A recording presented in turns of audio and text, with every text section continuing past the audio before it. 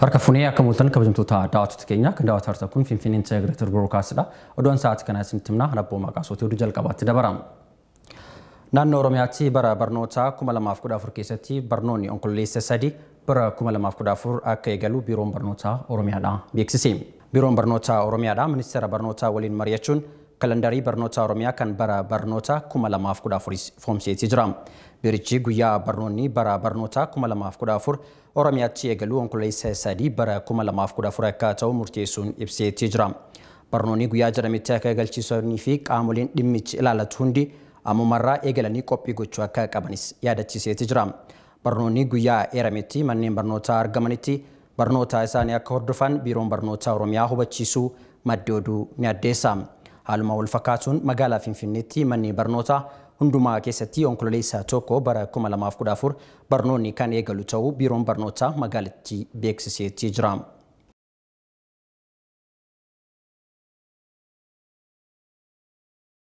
Xaaliyaan miliyoona 5 Itoophiyaanota irraa pirezidaantii Ameerikaa Joo Baayidaniif barreeffamu fakkaatee ibsame. Dargaggootiin Itoophiyaa akka biyyaalessaatti socho'uun haala qabatamaa biyyattii keessa jiru hubachiisuudhaaf jecha Xaaliyaan miliyoona 5 ga'u sochii masaraa mootummaa adiif jedhuun barreessuun mootummaa Ameerikaatiif erguufi. Qindeessaan sochii kana Director Youth Empowerment Itoophiyaa obbo Alamaayyoo Siifuu madda oduu BBC'tti akka himanitti dhugaan biyyattiin qabdu hubachiisuudhaaf dargaggoonni miliyoona 5 ol ta'an duula kanarratti ni hirmaatus jiranitti jiru. Dargaggoonni baadiyyaa fi magaalaa jiraatan afaan danda'aniin miidhaa gama humnoota TPLF'n isaanii fi biyya isaanii irra ga'aa jiru ibsuun xalayaa mootummaa Ameerikaatiif barreessuu jechuudhaan obbo Alamaayyoon ibsanitti jiru. Naannoo Tigraayitti waraanni humnoota TPLF fi humnoota mootummaa federaalaa gidduutti erga jalqabee haleellaan dippiloomaasii biyyoota isaan duraa irratti jijjiiramee jechuudhaan xiinxalaan siyaasaa biyyattii hordofuudhaan ibsanitti jiru.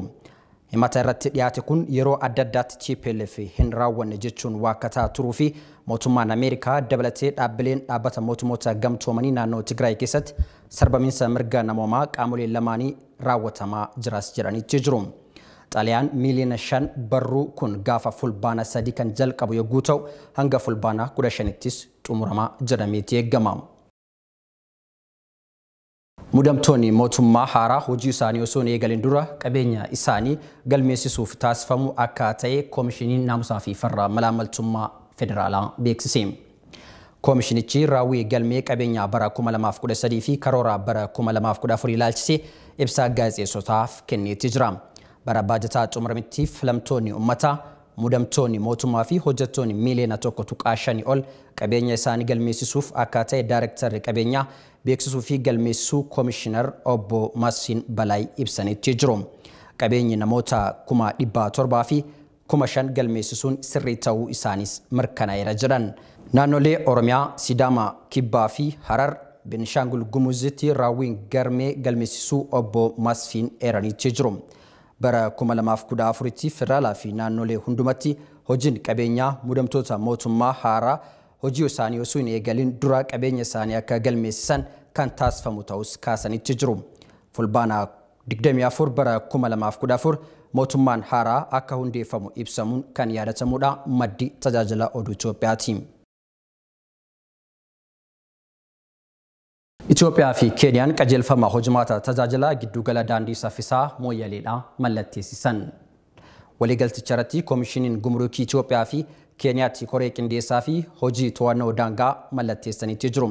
Waliigalteen kun tajaajila gidduu daandii saffisaa Mooyyalee guutumaan guututti hojittis kan galchu ta'us ibsameetii jira. Hojjettoonni dhaabbilee dhimmoota daangaa biyyoota lamaanii hojiilee bulchiinsa daangaa irratti hojjetan bifa milkaa'ina qabuun akka geggeessaniif dandeettii kan uumus jedhameetii jira. Afrikaanonni faayidaa isaanii kabajsiisuuf tokkummaa dhaabbachuu akka qaban pirezidaantiin Senegaal Maark Saal ibsaniitii jiru. Afrikaanonni carraa dinagdee ishee ariifachiisaa hedduu kan qabdu ta'uu pirezidaantiin Maakiin fuula Tiwiitarii isaanii irratti ibsaniitii jiru. Pirezidaanti Maakiin ergaa muummee ministeeraa federaalaa Dr. Abiy Ahmed guyyoota muraasa dura fuula Tiwiitarii isaanii irratti barreessan qoodachuun yaada kanas laachuun ibsaniitii jiru. Egaa kabajamtoota daawwattoota keenya kan daawwataa jirtan kun oduuwwan FIB irraa isin biraa gahaa turanidha. Qophiileen FIB afaan namooti fufu yeroo gaarii qabaadha.